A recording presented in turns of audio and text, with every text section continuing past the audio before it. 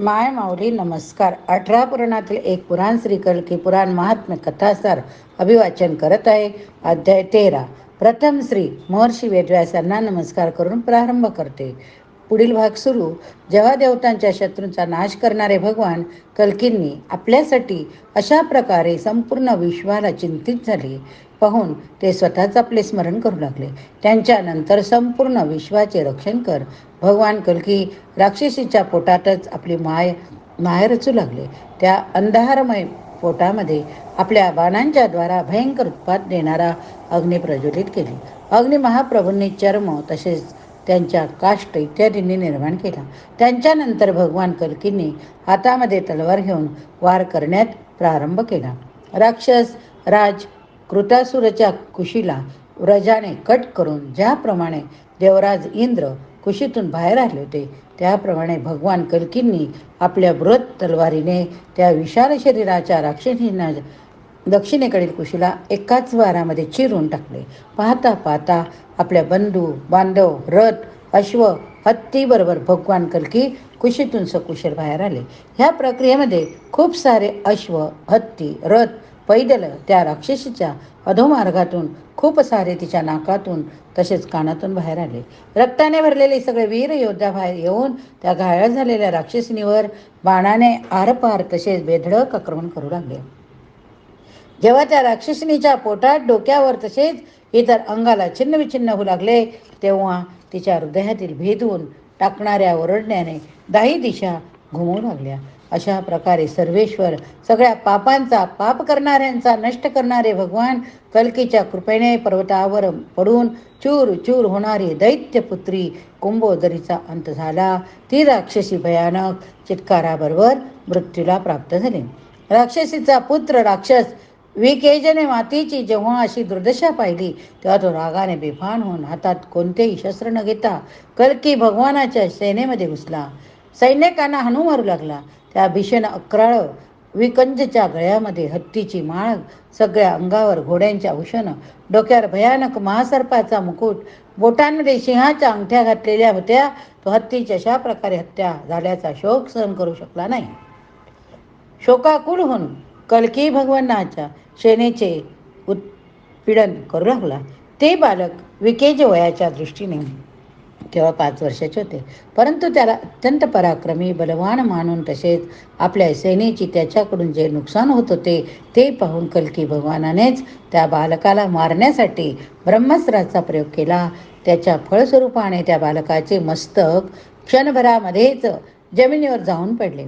अशा प्रकारे मुनींना त्या राक्षसीच्या त्रासातून मुक्त करून भगवान कल्कीने गेरूसारख्या रक्ताने स्नान केलेल्या पर्वतावर पुत्रांबरोबर दैत्यपुत्री राक्षसी कुंभोदरीला नष्ट केले. भगवान कल्कीच्या अशा भीषण प्रयासानंतर संकट दूर झालेले पाहून सगळ्या मुनींनी कृतज्ञता व्यक्त केली. भगवान कल्कींच्या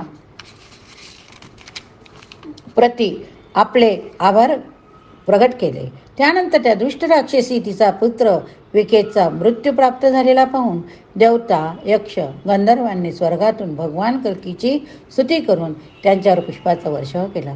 मुनींनी भगवानाच्या स्तोत्राने पुन्हा मोठ्या प्रमाणात पूजन केले.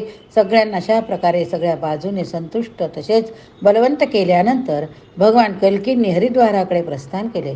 तेथे पवित्र असलेल्या गंगेमध्ये आपल्या सेनेसहित स्नान केले. आपल्या परिवारातील लोकांबरोबर भगवान कल्कींनी ती रात्र तेथेच घालवली. सकाळी उठल्यानंतर त्यानंतर त्या दुष्ट राक्षसी तिचा पुत्र वेगचा मृत्यू झाला. भगवान कल्कीने हरिद्वाराकडे प्रस्थान केले. तेथे पवित्र असलेल्या गंगेमध्ये आपल्या सेनेसहित स्नान केले. आपल्या परिवारातील लोकांबरोबर भगवान कल्कींनी ती रात्र तेथेच घालवली. सकाळी उठल्यानंतर भगवान कल्कींनी पाहिले की हरिद्वार तीर्थावरील अनेक मुनिगण तपस्वी श्रद्धाळू त्यांच्या दर्शनासाठी हात जोडून स्तवन करण्याच्या भावनेने आधीच घेऊन उभे राहिले. भगवानाने त्यांना सगळ्यांना दर्शनाने अनुग्रहित केले. काही काळासाठी भगवान कल्की हरिद्वारामध्ये निवास करण्यासाठी थांबले. पुढील भाग. मरु देवापी स राजेगणांचा प्रभूला आपला परिचय देणे. एक दिवस भगवान कल्की नित्य कर्म करताना पापनाशिनी भगवती जान्हवीची स्तोत्राने स्तुती करत होते. तेव्हा काहीच मुनिगण त्यांच्या दर्शनासाठी तेथे आले. त्यांचे सगळ्या मुनींनी भगवानाचे अनेक प्रकारचे स्तवन पूजन केले. म्हणाले की, हे प्रभो, आम्ही आपल्या दर्शनाने कृतकृत्य झालो. आपण परम धर्मविंद्य सगळ्या जगाचे उद्धारक आहात. मुनींकडून असे ऐकून धर्मविद कल्की त्या मुनींना म्हणाले की, हे मुनिगणांनी, आपण सगळे धर्माचर सत्व कृता व्यक्तींना इथे आपल्या समोर उपस्थित पाहून मी प्रसन्न झालो आहे. त्या मुनींचे यथोचित स्वागत करून त्यांना योग्य आसनावर बसवून यथा विधिवत त्यांचे पूजन करून भगवान कल्की म्हणाले, आपण सगळे सूर्यासारखे अत्यंत तेजस्वी आहात. तीर्थाटनावर उत्सुक, तीनही लोकांमध्ये कल्याणकारी, उपकाराची भावना तसेच इच्छा करणारे आहात. आपण कृपा करून आपला परिचय देऊन मला अनुग्रहित करा. हे माझे परमभाग सौभाग्य आहे की आपण देव मूर्ती येथे या अरण्यामध्ये आला आहात. आपली कृपा माझ्यावर झाली आहे हे जाणून मी स्वतःला पुण्यवान, भाग्यवान, यशवान मानत आहे. भगवान कल्कींना आपल्या प्रती अशा प्रकारे उदर तसेच भाव विवंश झालेले पाहून वामदेव, अत्री, वशिष्ठ, गालव, भृगु, पराशर, नारद, अश्वत्थामा, कृपाचार्य, त्रित, दुर्वास, देवल, कण्व, वेदप्रमिती, अंगिरा इत्यादी ऋषिगण, इतर श्रेष्ठ व्रतबली ऋषिगण, चंद्र वंशात उत्पन्न महावीरवान तपोनिष्ठ राजा मरु देवापी भगवान कल्कींना समोर पाहून अचंबित झाले.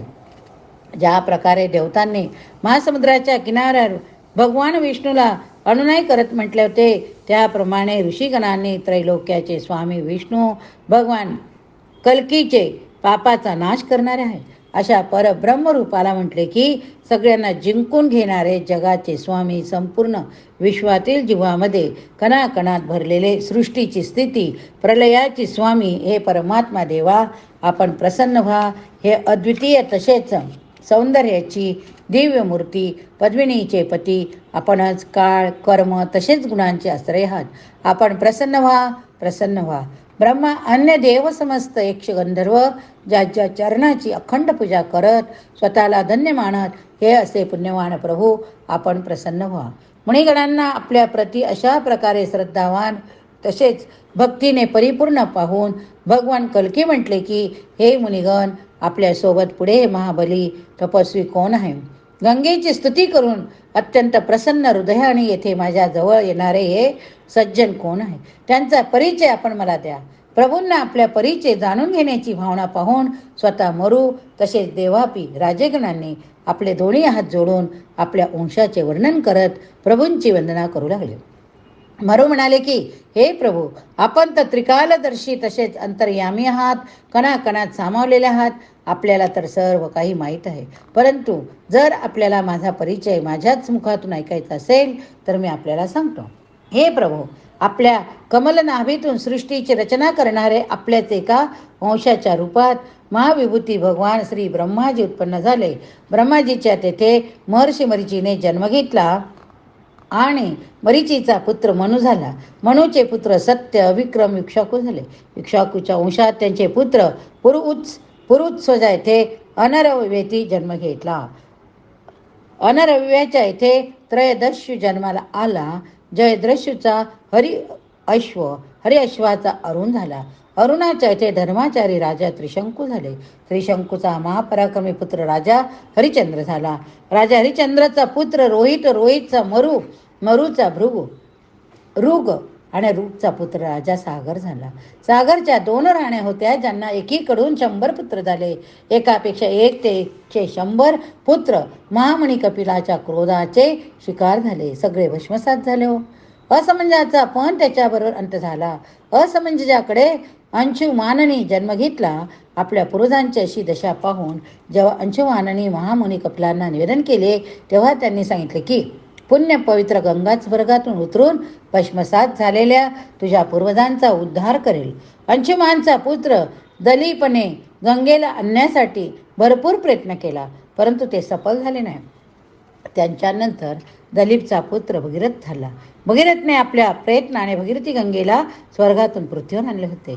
त्यामुळेच गंगेचे नाव पृथ्वीवर येऊन भागीरथी झाले होते.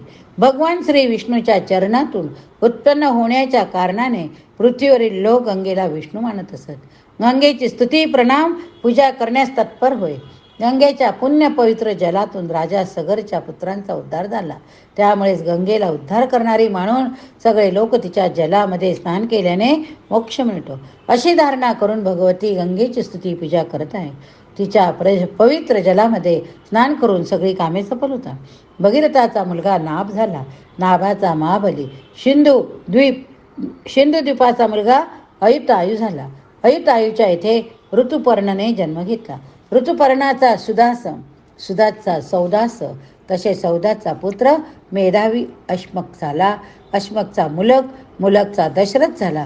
त्या मुलाने पुढे जाऊन विश्व स झाले. विश्व सचे खडवंग झाले. खडवंगच्या येथे दीर्घबाहूने जन्म घेतला. दीर्घबाहूचे पुत्र रघुचे अजचे दुसरे दशरथ झाले. याच रघुवंशी दशरथाच्या येथे साक्षात जगदीश्वर विष्णूने राम रूपात अवतार घेतला. या ठिकाणी हा भाग संपला. पुढील भागात आपण भगवान कल्कीकडून रामचरित्राचे सविस्तर वर्णन बघूया. हरये नमः. पुराणां सर्वशास्त्राणां प्रथमं ब्राह्मणा स्मृतं उत्तमं सर्वलोकानां सर्वज्ञानोपपादकम्.